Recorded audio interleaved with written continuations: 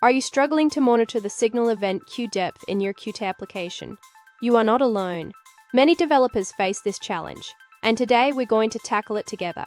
I completely understand how frustrating it can be when signals pile up and you have no idea how many are waiting to be processed. This is a common issue for those working with multi-threaded applications in Qt.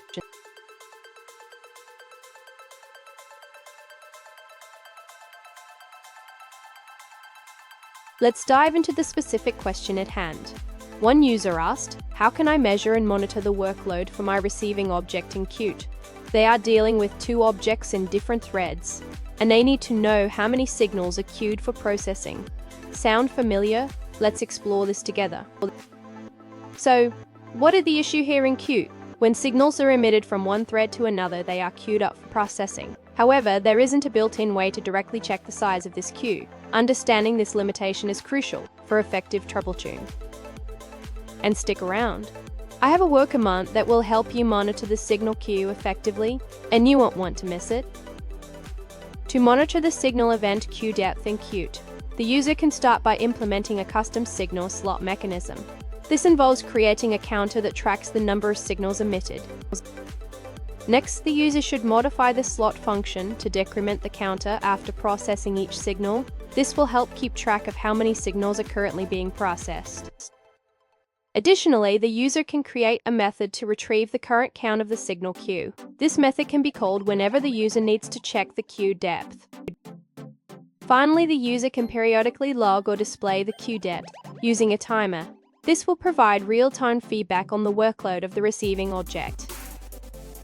Fun fact: did you know that the concept of signals and slots in Qt was inspired by the observer pattern? It's a powerful way to handle events in programming. Now let's look at the answers provided by other users.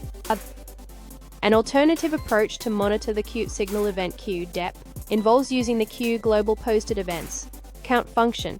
This function works for the current thread, but to check an arbitrary thread, we can access Qt's internals.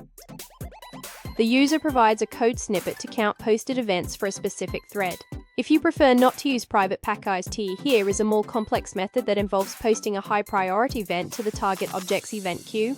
This event will invoke queue global posted events count and update a count variable. Finally, a test harness is provided to demonstrate the functionality. It shows how to post events and verify the counts before and after processing. Here is the walkaround I promised. By implementing a custom signal counter and logging your signal counts, you can effectively monitor your workload and optimize your application. And there you have it. You now have the tools to monitor your Qt signal event queue depth effectively. Remember, keeping track of your signals can lead to a smoother application performance.